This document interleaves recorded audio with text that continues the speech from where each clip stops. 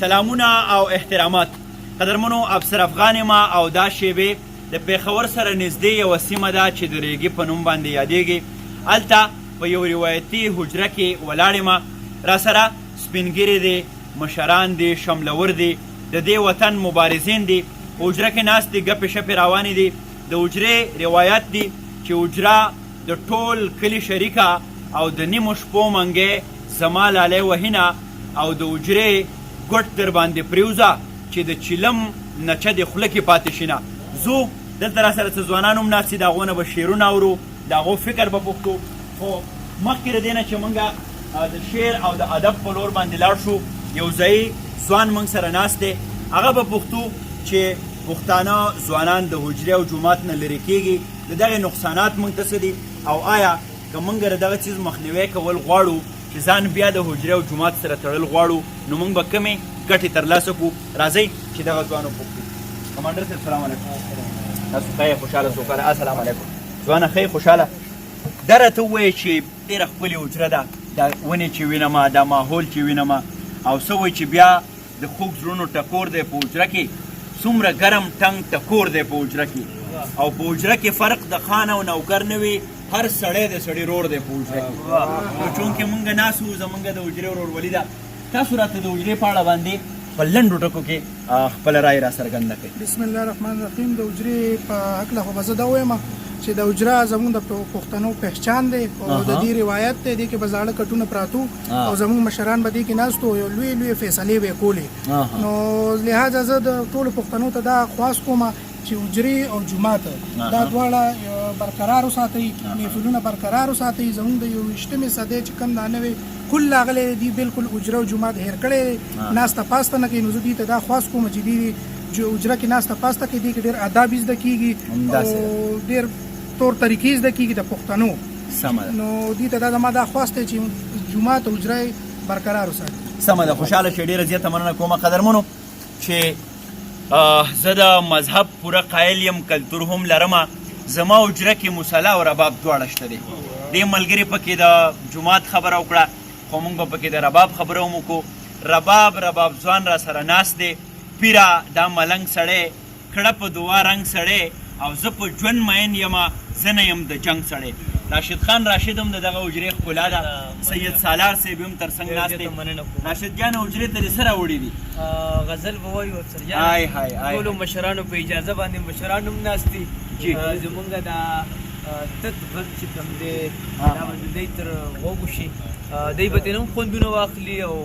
تاسو به ترې هم خوندونه واخلئ. سلام دې ټولو مشرانو ته ډالۍ وي، د دې حجرې د دې ناستي ته دې ډالۍ وي، د ټولو خلکو ته دې ډالۍ وي چې ته زما وې زه دا ستا وې، د دنیا غمونه نه وې، ته زما وې زه دا ستا وې، د دنیا غمونه نه وې، مینا مینا وې وفا وې، مینا مینا وې وفا وې، مینا مینا وې وفا وې، د دنیا غمونه نه وې، ته زما وې زه دا ستا وې، د دنیا غمونه نه وې، ستا د سترګو مست خمار ته ما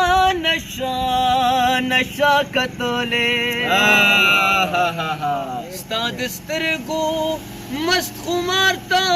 ما نشه کتلې، د یو بل په تماشا وې، د دنیا غمونه نه وې، د یو بل په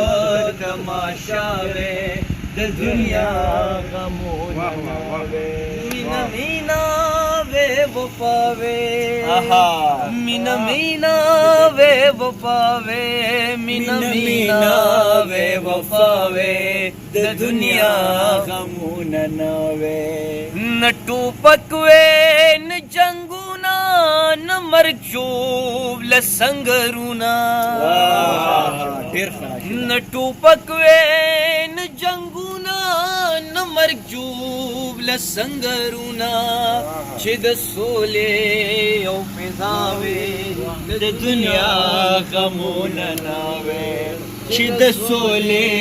او فضاوې د دنیا غمونه ناوې مینا مینا وې وفاوې مینا مینا وې وفاوې د دنیا غمونه ناوې واه واه واه دا دنیا دوستر ګورب دې عمر لنډې ملیارا دا دنیا دوستر ګورب دې عمر لنډې ملیارا کاش چې ډکا خله خنداوې د دنیا غمونه نوې کاش چې ډکا خله خنداوې د دنیا غمونه نوې مینا مینا وې وفاوې مینا مینا وې وفاوې مینا مینا وې وفاوې د دنیا غمونه نوې ته زما وې زدا ستا وې د دنیا غمونه نوې قدرمنو په دغه حجره کې د راشد دغه چغارې دا موږ ته بله ښکلا رابخي او بیا په دغه کلام کې ذکر چې ټوپک نه وی سنګر نه وی یقینا چې څوک یې اشرو له بوزي څوک ترې لښکر جوړوي هر زورور د پښتنو دپاره شر جوړوي او وخت چې په ما د څه احسان کوي نو داسې کوي ما نه څرمن وباسي ما له تې څادر جوړوي ښاغلی سید سالار صاحب زمونږ د هر سفر ملګری د شعر او د ادب کلک تبلیغي هغه هم موږ سره په دغه حجره کې ناست دی سالار صاحب خپل یو کلام را سره شریک کړئ خوشحاله به شو افسر صاحب ډېره زیاته مننه تاسو خصوصا بیا د امیر بھائی چې دې کلي کې موږ له دعوت راکړو دا دومره مشران دی په دې مشرانو کې یو کشر دی جی جی او دا ټول مشران یې راغونډ کړي دي موږ له دومره ښه پیغام راکړو دومره ښه دعوت یې موږ له راکړو جی امیر بھائی ستاسو یو جهان مننه او خبرې به ډېرې نه کوم مشران ناستې شعرونه وایم ارشاد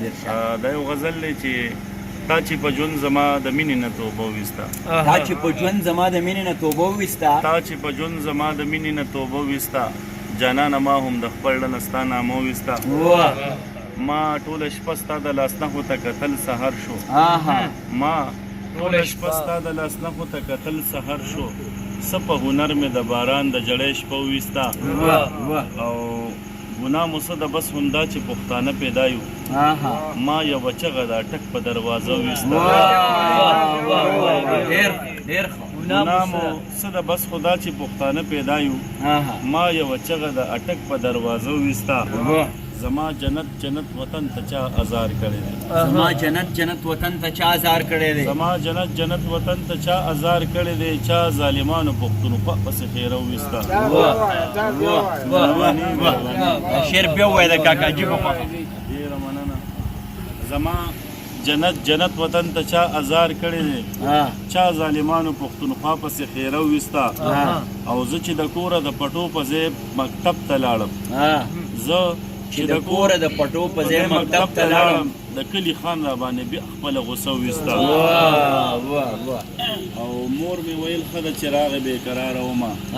ستا یو راتګ مې د زړګي نه اندېښنه وویسته سالاره ما چېرته په ډکه خوله خاندلې نه دي سالاره ما چېرته په ډکه خوله خاندلې نه دي نیستی زما د ارمانونو جنازه وویسته ډېره زیاته مننه کومه قدرمنو د امیر خبره ده وکړه سالار صاحب زمونږه ډېر تکړه کوربه د چا د مخه چې موږ دلته راغلي وو هغه ځوان ته د دغه دوه شعرونه ډالۍ وي او بیا به د حجرې دغه بانډار په دې ځای باندې پای ته رسي چې ستړی کوم یې مه ګورې دنیا ته به دې وښایمه ستړی کوم یې مه ګورې دنیا ته به دې وښایمه او درده شاعر یمه هر چا ته به دې وښایمه او ژونده که سم نه شوې او بېرته را پخلا نه شولې مور ته به ووایم دعا ته به دې وښایمه د ریګې دغه حجره هم په دغه ځای باندې دا بانډار پای ته رسي خپل کوربه افسر افغان سالار راشد خان او ټول مشران درنه اجازت غواړي که ژوند او خیر و ژوند به بیا آباده و بیا به دغسې حجرې وي تر هغه دمه موږ ته اجازت راکوئ ښاد آباد او بریالي اوسئ